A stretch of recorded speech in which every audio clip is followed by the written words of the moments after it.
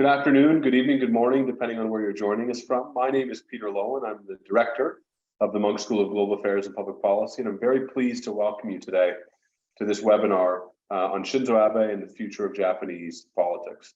We're talking today about the legacy of Japan's longest-serving Prime Minister, Shinzō Abe, who was assassinated on July 8th, just last week. We'll be looking back on his legacy, but also understanding what it means for the future of Japanese politics, the politics of the region, and indeed, global politics. And to do that, I'm so pleased that we're joined by three experts today. Tobias Harris is the author of the Iconoclast, Shinzō Abe and the New Japan. He's also a senior fellow at the Center for American Progress, where he oversees the national security and international policy team's work on Asia. Phillip Lipscy is a professor and chair in Japanese politics and global affairs, and the director of the Center for the Study of Global Japan at the Munk School of Global Affairs and Public Policy. And Deanna Horton is a senior fellow here at the Munk School and a senior fellow at the Asia Pacific Foundation. And she's a former diplomat, having served as our ambassador to Vietnam, served as diplomatic minister in Washington, and having served in Tokyo, among other places. So for an order of operations, what I'd like to do is to turn to you, Tobias, to ask you for your views on Abe's legacy and its implications for the future of Japan. Phil, maybe then we'll go to you and ask you for your views on the economics of Shinzō Abe, of his approach to governance and foreign policy. And then Deanna, maybe to turn to you and ask you for something of a Canadian perspective or a broader regional perspective on the legacy of Shinzō Abe. And then let's return to all three of you what this means for the politics of the region. Just before we do that, I want to take care of two housekeeping matters. The first is that I do want to acknowledge that I'm joining you from the traditional lands of the Seneca, the Huron-Wendat, and most recently the Mississaugas of the Credit. And we acknowledge this because we feel grateful and thankful to be able to continue to work and thrive on this land, just as many people do across Turtle Island. And the second thing is I want to invite you as the audience to join us in this discussion. So if you wish to submit questions or comments, please do so via the Q&A function on your screen, and we'll work those into the conversation as it comes along. So without further ado, let me turn it over to you, Tobias. Thanks so much for joining us from DC this evening. Encourage everyone to get and read Tobias's book, The Iconoclast. But Tobias, give us a sense from your perspective as the closest observer, maybe in America, of Shinzō Abe, to tell us about his legacy. Sure. Thank you, Peter. Thank you so much for inviting me to this panel. Thank you to the Munk School. It's really a pleasure.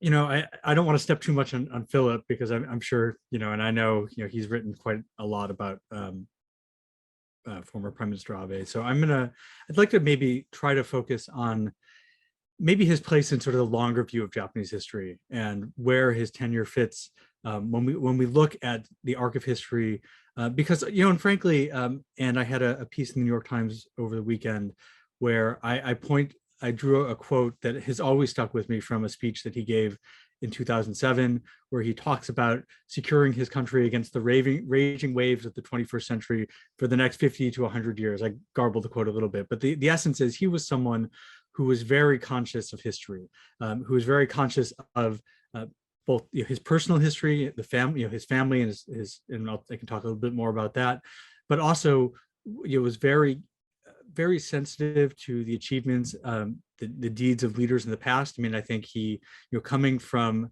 or representing, I should say, Yamaguchi Prefecture at the western end of Honshu, which during the Meiji Restoration had been known as Choshu and was really one of the major movers of the Meiji Restoration, was very conscious of history and the role that leaders can play in history. And it was something that I think, you know, he was consciously thinking about and striving to emulate in politics. And then, of course, was then thinking about, you know, as a leader, what needs to be done to secure my country for decades to come. And I think he made him something very unusual, certainly for a Democratic politician, to be talking about 50 to 100 years down the road, thinking, you know, several generations in the future, not just the next election cycle, not just the next media cycle. I mean, I think certainly unusual within Japanese politics, but maybe among democratic politics more broadly. And so, I mean, that really is the place to start when you're thinking about him. You know, this was someone who was very conscious of a historical burden of work to do. And so just thinking about what that historical burden was, I mean, so Abe enters politics in 1993. His father had passed away 2 years before. His father, Shintaro, had been, of course, one of the leading members of the LDP at the time of his death.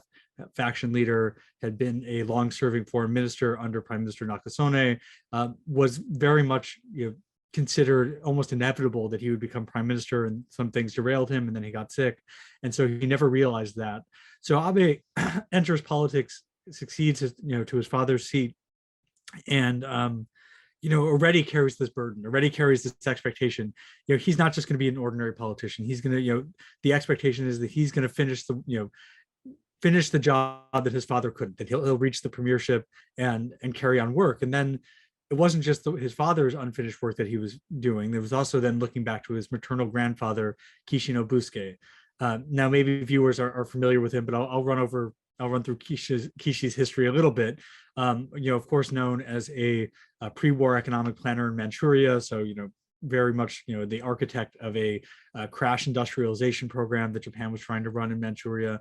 Then came back to Tokyo, was a member of Tojo's cabinet as a Minister of Munitions and economic planner, rebelled briefly against Tojo towards the end of the war when it looked like it was lost, but still wound up as imprisoned as a war criminal, was released without charge, then re-entered politics in the 1950s.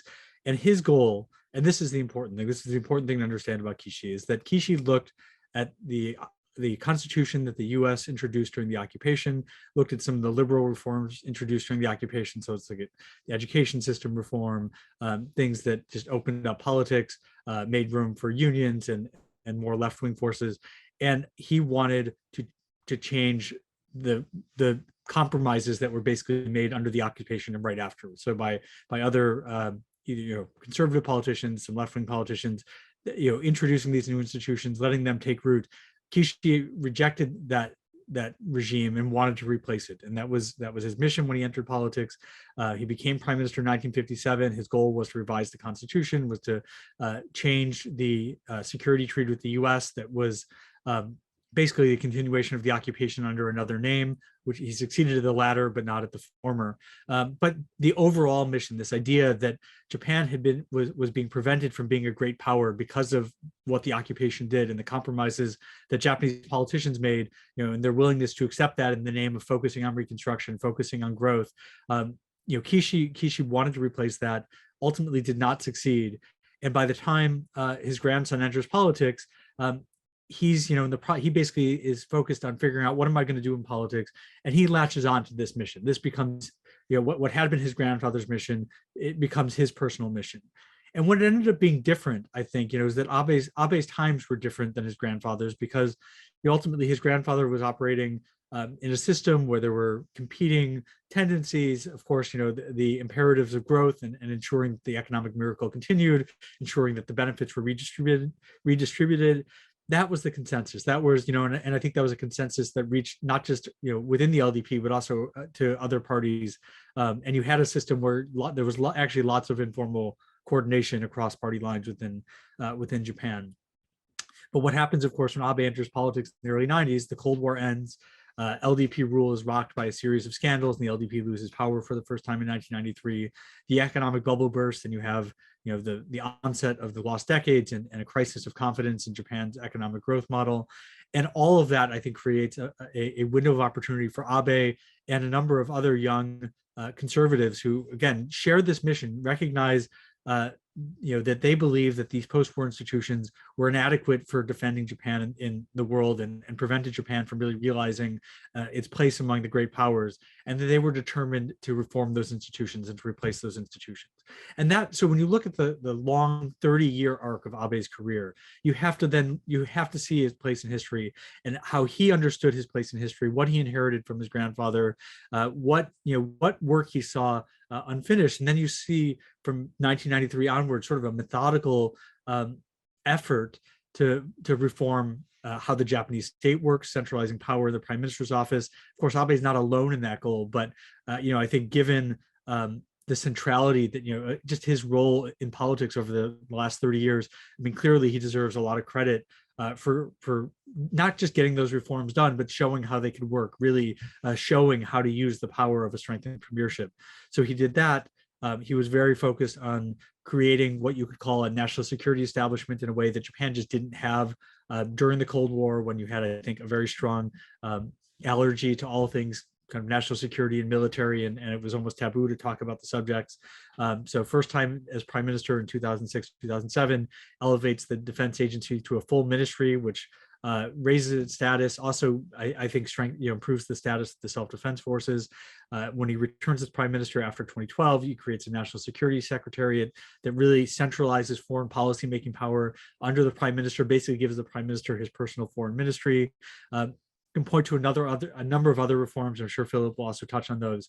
But again, the goal is, he sees Japan is living in a dangerous world, being in a dangerous neighborhood. It was maybe less clear in 1993 when he's elected, but certainly as North Korea moved towards acquiring nuclear weapons, as China's rise picked up pace and its economy grew and its military strengthened, the world looked a lot more dangerous. And the imperative of changing Japan's institutions, of making Japan building a stronger state, a more top-down state, a more centralized state, all of that, I think, became much more imperative and really guided him throughout his administration. And really, I think, ultimately, if we're looking at the legacy he left behind, we can talk about some of his policy achievements. And I think certainly a number of those policy achievements are going to be carried forward.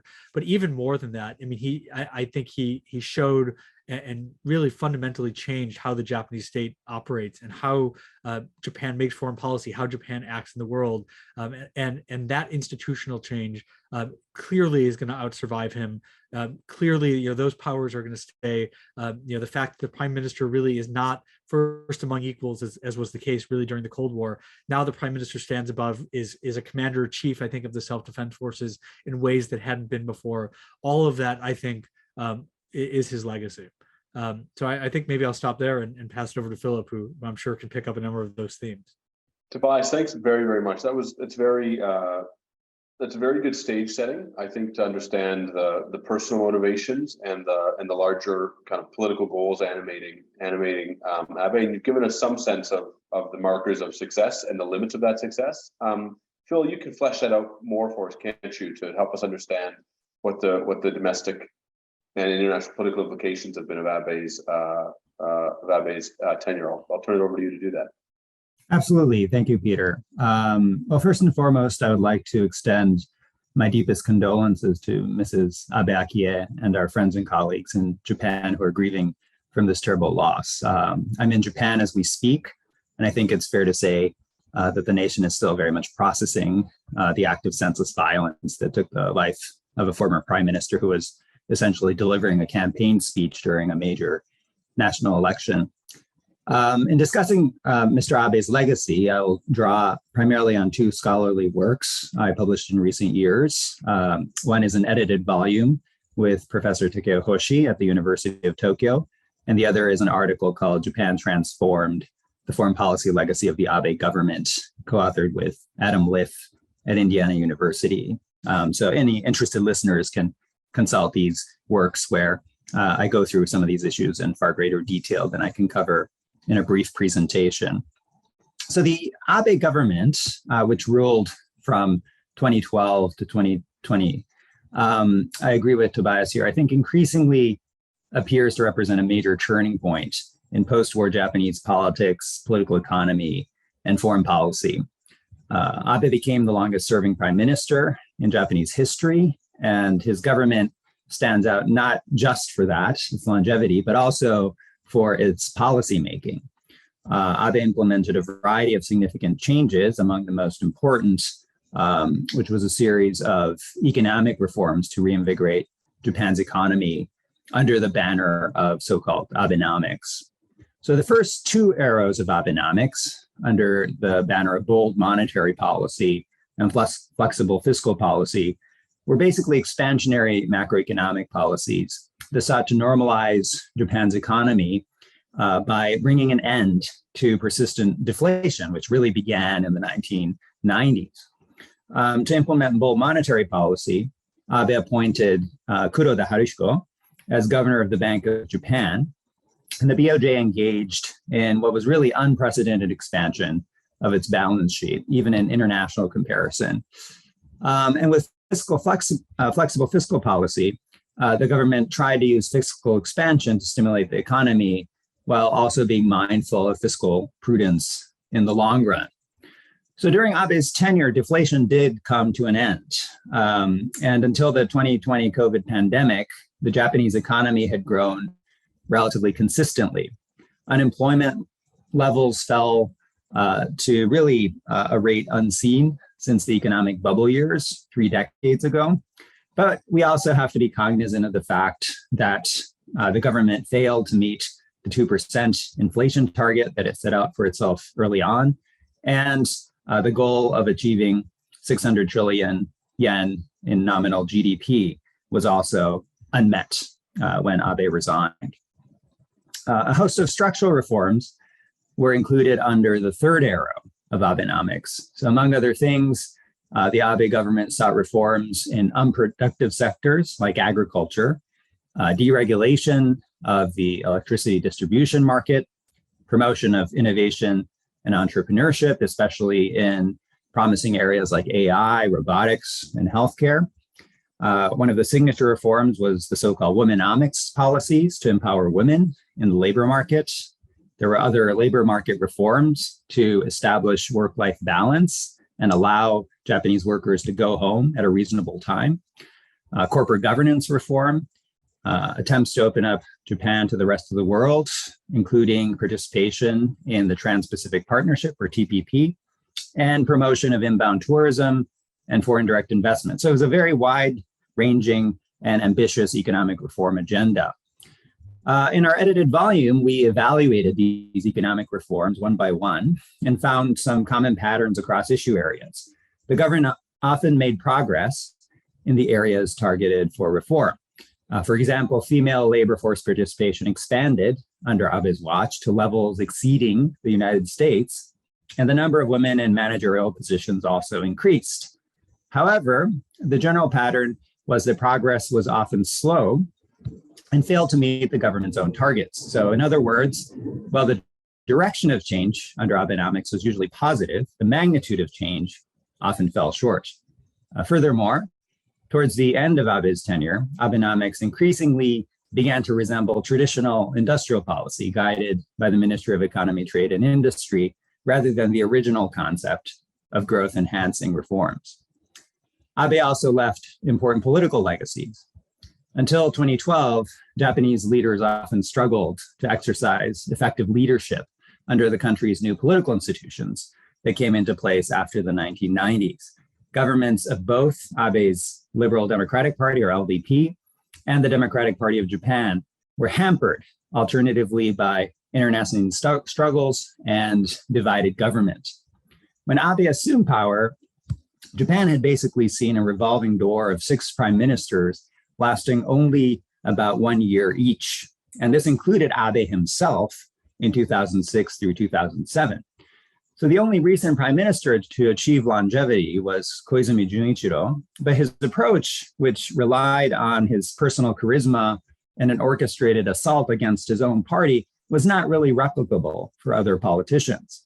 So Abe sought to overcome these problems with what I think are 3 really main strategies. So first, he strove to maintain a strong level of public support by pivoting to Abenomics reform themes, which are quite popular, whenever his popularity waned. And so an example of this was after he passed very controversial security legislation. There was a quick pivot back to Abenomics. His media strategy looked to shape popular narratives by limiting and controlling access to the prime minister, managing scandals quickly with an eye to the news cycle, and applying pressure to critical news outlets. Second, Abe used elections as a mechanism to quell internal dissent and impose party discipline. The 2014 elections set the tone here, as Abe overcame opponents of a consumption tax hike postponement within the LDP and at the Ministry of Finance by calling an election and scoring a strong public mandate. His robust public support, which averaged close to 50% over the course of his tenure, made the threat of these snap elections very credible. Third, Abe built on previous reforms by concentrating greater authority in the cabinet office and expanding control over personnel decisions in the bureaucracy. He also implemented a variety of practical measures to improve coordination and public messaging, like the participation of his key lieutenants in the Diet Affairs Committee in order to coordinate legislative strategies. So finally, Abe's longevity in office, high public approval ratings, and centralization of power all enabled a proactive foreign policy that perhaps stands out as his most important legacy. Abe logged 81 foreign visits during his prime ministership, far surpassing the previous record of 48 held by Koizumi. He established close working relationships with leaders across the world and sought to leverage these ties to advance Japan's national interests. His courtship and personal chemistry with Donald Trump stood out and was somewhat unique, sometimes described as a bit of a bromance by the media. Now, the Trump administration also, of course, created an unprecedented challenge for Japan, which relies on its security alliance with the US. But it also created an opportunity for Abe to fulfill his ambition to elevate Japan's international leadership role. When the Trump administration withdrew from the TPP, Abe worked with like-minded partners like Canada to resuscitate it as the Comprehensive and Progressive Agreement for Trans-Pacific Partnership, or the CPTPP. As the US criticized and withdrew from major international institutions and the European Union was rocked by Brexit, Japan stepped up as a crucial defender of the so-called liberal international order. Abe was an early advocate of an expansive regional approach centered on the Indo-Pacific, and this language has become widely accepted worldwide. Japan's vision for a free and open Indo-Pacific, or FOIP, was incorporated into US foreign policy thinking under the Trump administration, and it still remains critical to the Biden administration strategy. Canada's government is also actively developing its own Indo-Pacific strategy, drawing on both Japanese thinking as well as its own values and interests. It's worth noting, of course, that the Abe government came up short in several important areas. Most notably, there was limited progress, somewhat surprisingly perhaps, on Abe's highest personal priorities. Abe was unable to achieve his lifelong ambition of amending the Japanese constitution, despite holding requisite Diet supermajorities. This effort was stymied by lukewarm public support and reluctance of Komeito, his coalition partner, to go along. Despite considerable efforts, he could not resolve the North Korean abduction of Japanese nationals, as relations with the autocratic state remained largely frozen. Progress on historical reconciliation was mixed. Abe secured the first visit by a sitting US president to Hiroshima under Barack Obama, and Abe himself became the first Japanese prime minister to visit Pearl Harbor. Relations with China, I think the consensus would say, remained competitive but improved markedly under his government. However, a resolution of the Northern Territories dispute and a proposed peace treaty with Russia proved elusive despite 27 high-profile summits with Vladimir Putin. Abe took considerable political risks in negotiating a 2015 agreement on the so-called comfort women issue with South Korea, in which he included a personal expression of, quote, most sincere apologies and remorse, and provided compensation to the victims. However, the agreement could not survive a transition of power in South Korea, and bilateral relations ultimately deteriorated. There were also important areas of omission.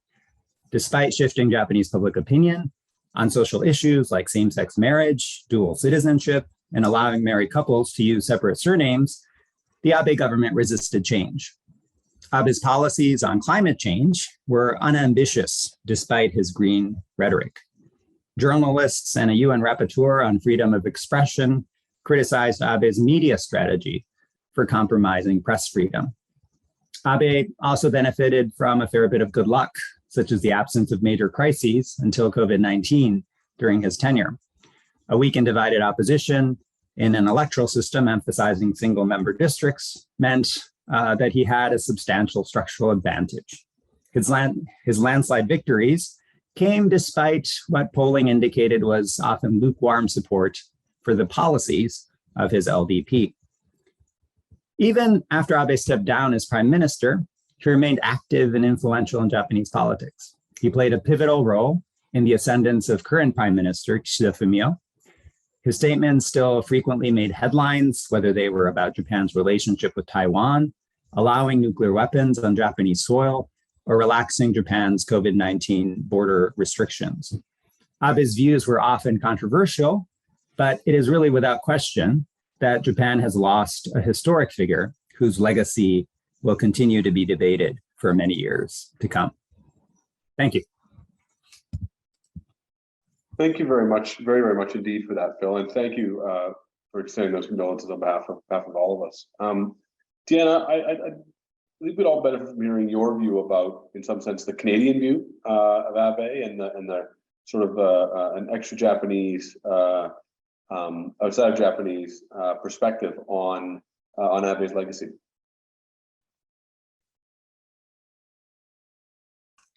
Thanks very much. I'm going to follow a little bit on. I'm going to follow a bit on what Philip was just talking about and underscore what I saw in terms of the importance that he gave to personal diplomacy.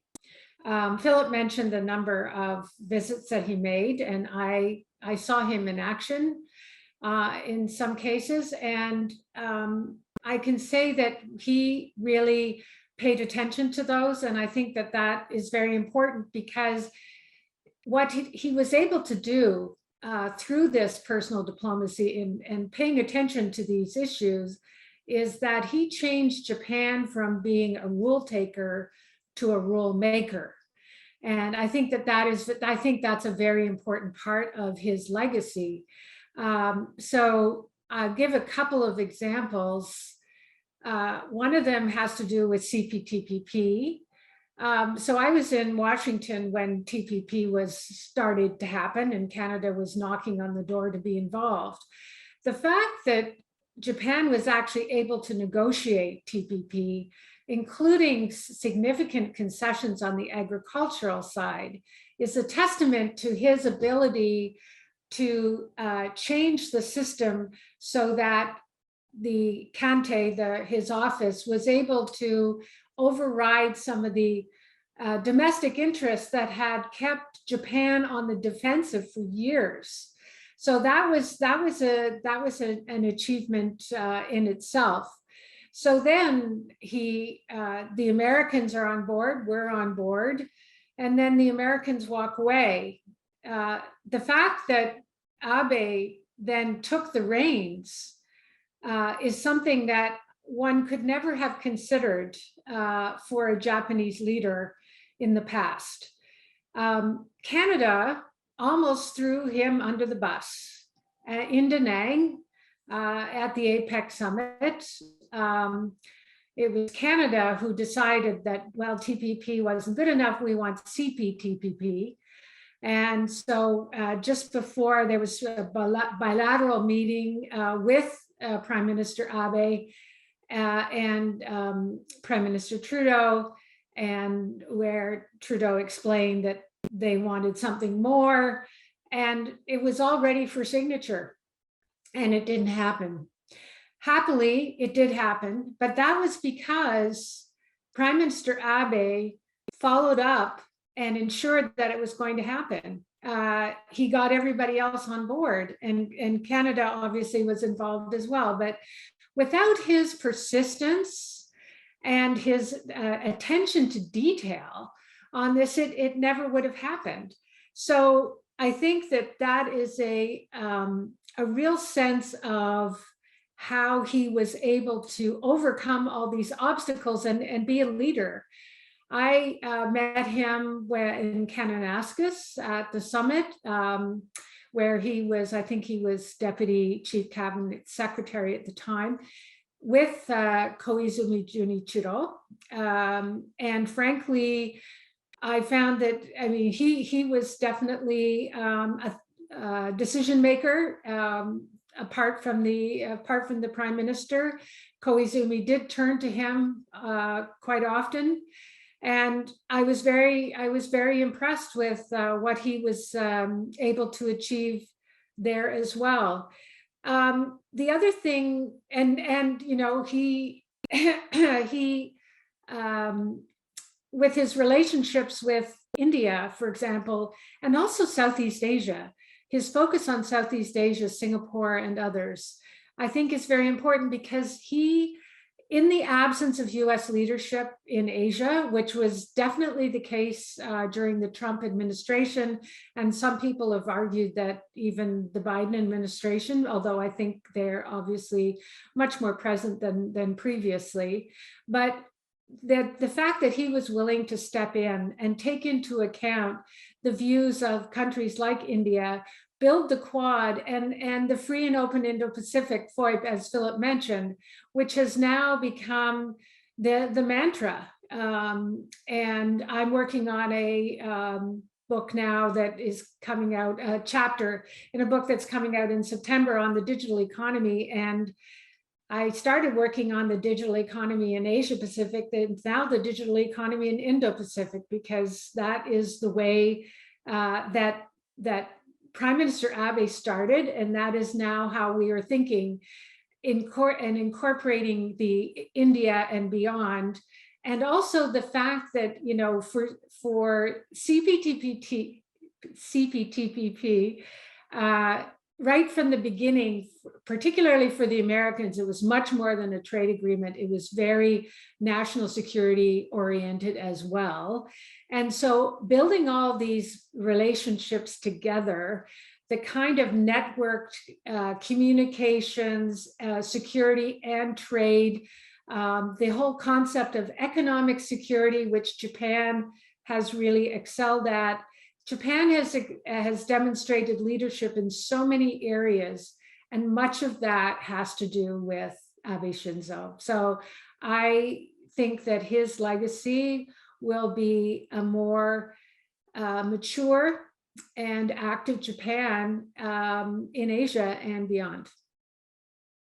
Thank you very, very much. I want to just say thanks. We're going to go on for a while longer, but I just want to thank all three of you for being remarkably good teachers, because I've learned a lot in the last, as I'm sure audience has in the last 30 minutes. Tobias, I want to come back to you and just for round two, and I want to ask you to help us understand how we should understand Abe as both as a nationalist and as a part of, or not a part of, a newer class of nationalist politicians. And I look over the world right now, and there are classes of politicians, Modi, other populists in Asia. We can come with some European and some North American examples. My intuition is that Abe is not in that class, but help for those of us who are coming late to class, help us understand how we should think about Abe's views on Japanese history, how they matter for the kinds of politics that he wanted to engage in domestically, but also for his international politics.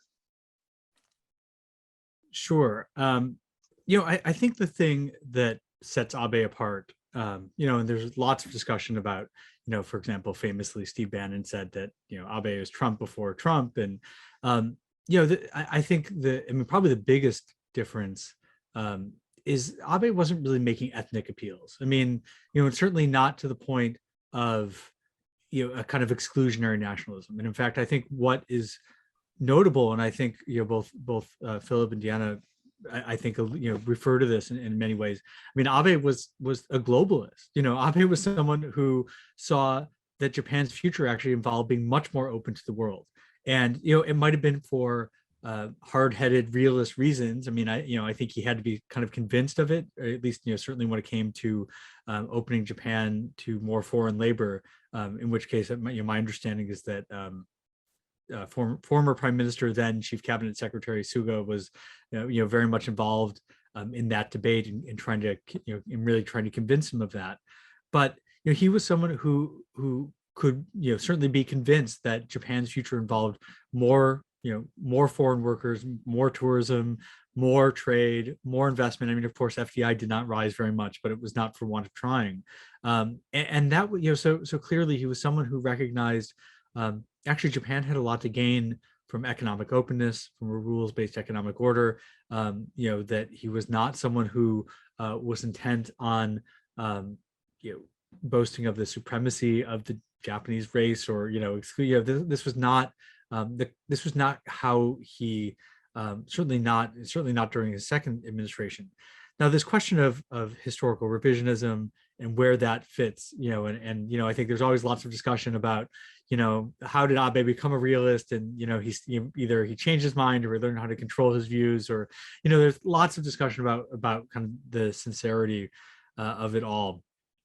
And I think the reality, and one thing that I came to, this was one of the big questions I wanted to understand, because of course, there's no way to avoid it.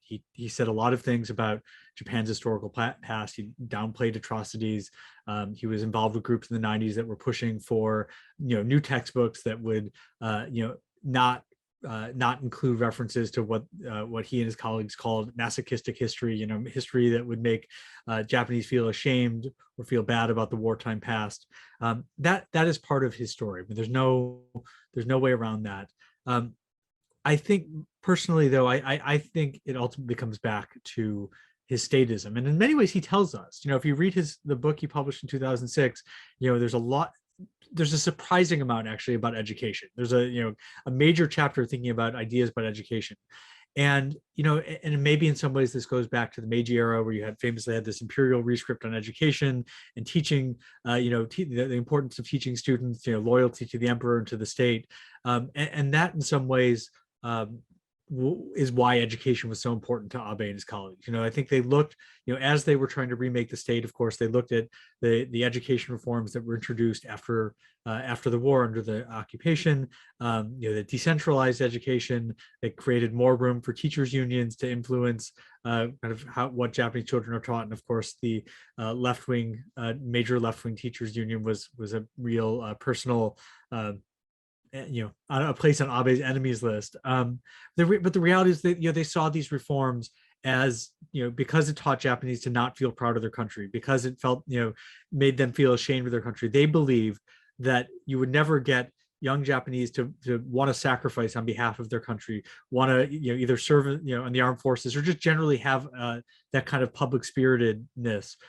Personally, I think that's mistaken, and I think one of the interesting things that happened during his second tenure was this kind of joint effort by Abe and Obama to kind of talk about history in a way without apologies, but to try to be a little more forthright, to look at things a little more honestly. And we saw that sort of after Abe went to Yasukuni in 2013. There was this blow up between the U.S. government and the Japanese government over this. You did see, though, these cautious steps, a little more forthrightness from the Abe government on the treatment of allied POWs, U.S. POWs from Australia, elsewhere in the region. Certainly, it of course, as Philip mentioned, it fell apart. But there actually was an effort, to reach some sort of lasting agreement with South Korea on this comfort women question. Something that would allow them to maybe be a little more future oriented. He tried, I think, in 2016 or 2015 with his statement on the anniversary of the war, to be a little more maybe a little more contrite. Of course, he put it in his own words. He wanted to do it in his own way. He didn't want to just repeat the Moriyama statement. But the point is, I think maybe he belatedly come to recognize, whatever his personal views. I don't think he ever stopped believing that, the young Japanese had to be made to feel proud of their country. But I do think, maybe, along with Obama, Obama's visit to Hiroshima was part of this. Their visit to Pearl Harbor was part of this. Was trying to maybe repair some of the damage that statements earlier in Abe's career had done, and maybe some recognition that this had been self-defeating, that really maybe got in the way of pursuing some more strategic goals. I don't think that really entirely succeeded. If you look at some of the responses to Abe's death, people I think never stopped seeing him as as that young nationalist politician who earlier in his career made a point of kind of publicly downplaying or denying certain atrocities from the war. The last thing I'll note on this, and this comes back also to his family history, because sometimes it's framed as, well, his grandfather was a war criminal and this is all just about defending his grandfather's honor. I actually think his attachment to his grandfather's attachments for the past is bigger than that, and it goes further back than wartime Japan, and that is this attachment to Meiji Japan. And Meiji Japan, his grandfather was born at the very sort of the very peak of Meiji Japan, I think in 1894, if I'm not mistaken. My dates are my memory is getting fuzzy. But the point is, this is a generation that came of age when Japan was at its most confident. It had just beaten China in the Sino-Japanese War. 10 years later, would defeat Russia in the Russo-Japanese War. This idea that Japan had come onto the stage in a short time had built a modern state, and this was a generation that felt it could do anything. And I think there's writing where Abe talks about very early in his career. So, and I don't think this is dissembling. I think this was genuine feelings about his grandfather, that he envied his grandfather's confidence. That this was a generation that felt it could do anything, and had really done something that almost no other country in the world had done. Taking on the European empires on their own terms. And so I think a lot of his thinking on history came from that, that this is not just about the war. This really is about Meiji Japan and that model, that example, and trying to recreate that feeling in the modern era. Bill, I want to follow on this, if you don't mind, because that's a very helpful, I think, Tobias, framing of Abe's relationship with nationalism and what he was trying to achieve. But Phil, I want to ask you sort of a question about the impact of this on the rest of the practice, or the practice of domestic politics by other politicians in Japan. Did Abe ultimately, and maybe there's no answer to this, it's clear, but did Abe create a responsible language through which other Japanese politicians could think about history and talk about nationalism and patriotism? Or did he actually open up the gates in some ways for this stuff to become a more negative force going forward? I think that remains somewhat to be seen, but I wouldn't characterize the domestic dialogue in Japan today post-Abe as being significantly more nationalist or xenophobic, for example, compared to before he came into power. I would agree in many ways with what Tobias assessed, that Abe's personal beliefs might have been one thing, but as a practical matter, as prime minister, I think he had a pragmatic streak. And insofar as he sought to restore Japan in some kind of international leadership role or prominence, he saw things like Abenomics, essentially economic revival, or Japan playing a more proactive leadership role on things like Indo-Pacific strategy. These were also mechanisms that would lead to greater international respect for Japan, and domestically as well, sort of a certain degree of pride that Japan could actually make its political system and economy functional again. And one trend that we see in recent years is rising support for Abe's LDP among relatively young people. And I've seen some news reports recently kind of interviewing very young people in Japan. Why do you support the LDP? And it's not because of these historical legacies or nationalist rhetoric. It's the sense that Abe and the LDP were able to get things done, and that the opposition parties seem not to be able to come together to govern effectively. I think the DPJ government's experience still leaves a legacy in this respect. It's a topic that I've written about as well. And so I think, to put it all together, I haven't seen a big shift. There certainly are, undercurrents in Japan of right-wing historical revisionism, for example. But did that become a much greater force during the Abe period? And is it something that I actively worry about? I would say no. It's very much an ongoing issue. But we've had some even more extreme right-wing challenges to the LDP over the past few years, and those really haven't gone very far. So I don't see Japan as a country at imminent risk of some kind of extreme right-wing populism that we've seen in other international locations. I'll leave it at that. Yeah, I appreciate that, and that's an answer, right, to a tough question, speculative, of course, but an answer. And I ask only because it's when you have these agenda-setting politicians who are able to set the agenda of what to rather take an agenda about what their domestic politics will be, it's not always the case that other people can keep all the plates in the air once they take over, and we see that time and again.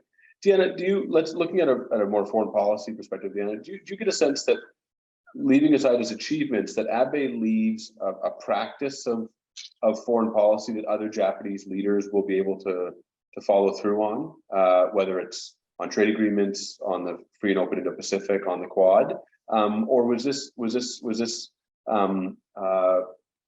did it require a politician of his talent to pull it off and to sustain it?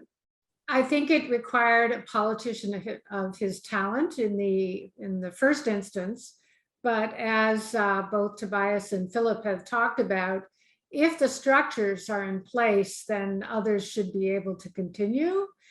But I'd like to pull on a couple of things that were brought up earlier as well, and within the foreign policy context. I mean, when I first arrived in Japan, it was the world's #2 economy, and it saw its own eclipse and the rise of China to be #2.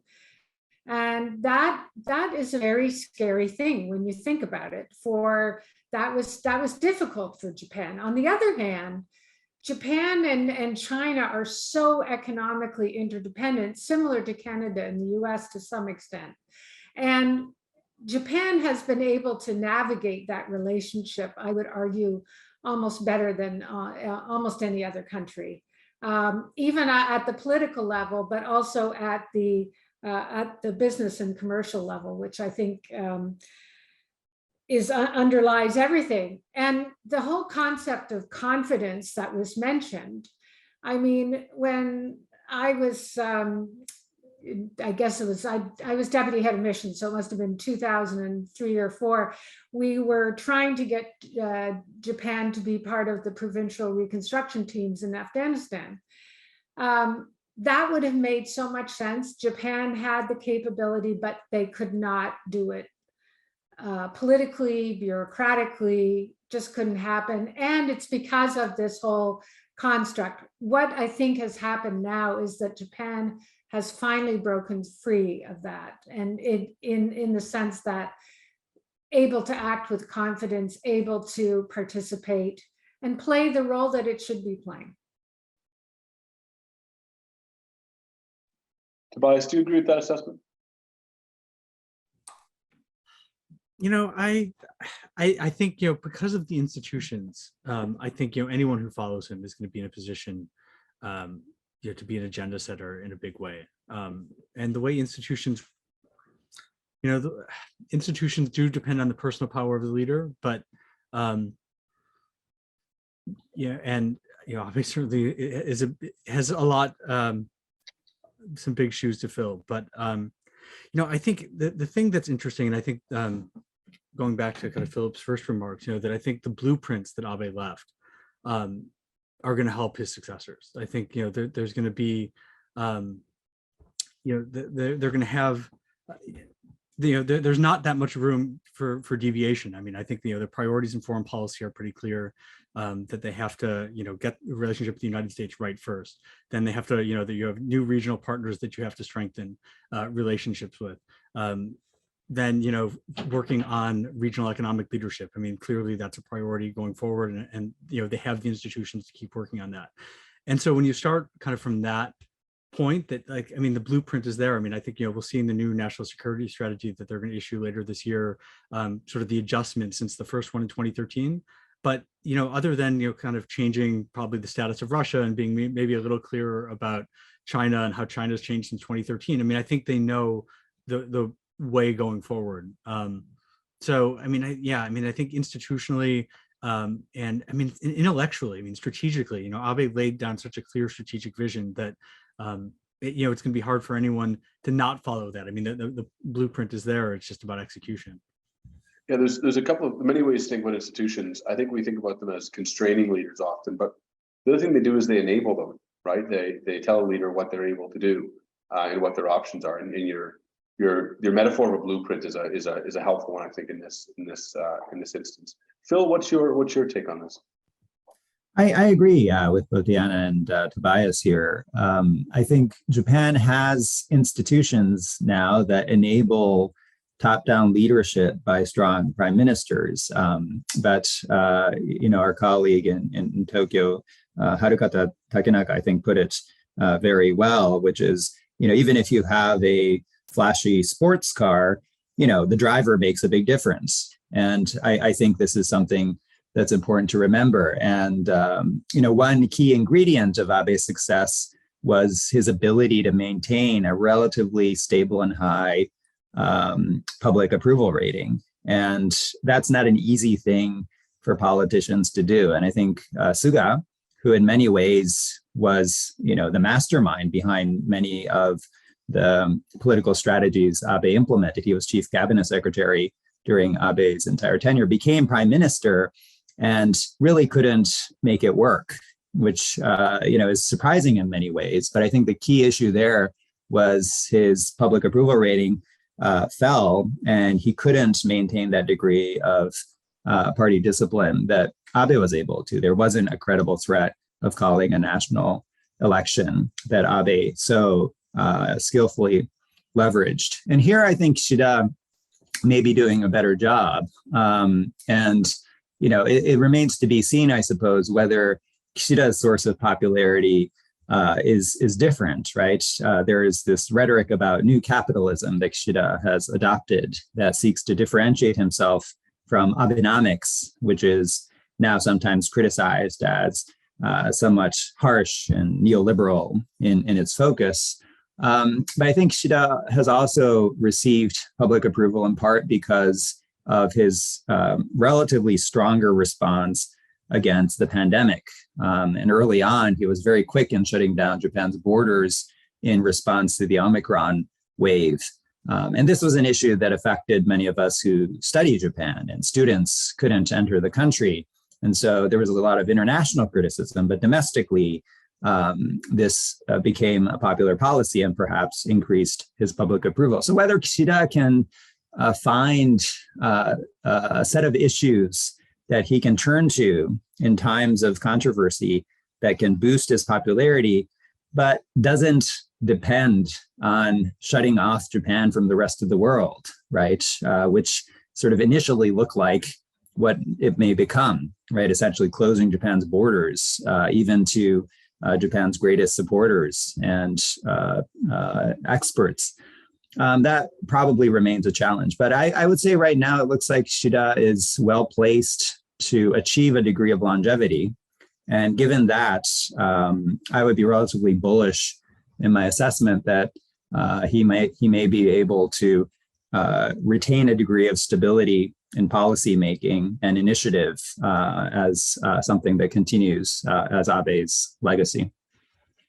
Well, I might ask you, because you're on the ground in Japan, though Tobias and Deanna, you can enter too, but a relatively sensitive question of it's in the Q&A, a version of it at least, but we are talking about political violence. We're talking about the assassination of Shinzō Abe, and do you have a sense of how much the shock of that and the degree to which that is so far outside democratic norms generally has generated warmth towards his legacy and towards the way he did politics? I think it's a good question. I think Abe remains controversial, right?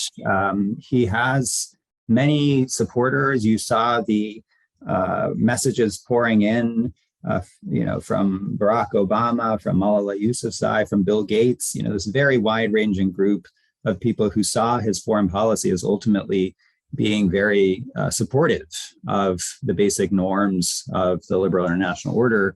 But certainly he has many detractors, particularly on these issues of historical revisionism, his approach to the media, and some questions about his relationship with regards to academic freedom, for example. So, it is a controversial legacy, and certainly in the aftermath of his assassination, I think the public reporting has tended to focus on the positives. And I think it is sort of a more long-term question as to, people like us, right, sort of the academics and experts, to reach a comprehensive assessment of his legacy and what happens, what the trajectory of Japan looks like over the long term. I think trying to make those judgments within a few days of a prominent politician's assassination is not an easy thing.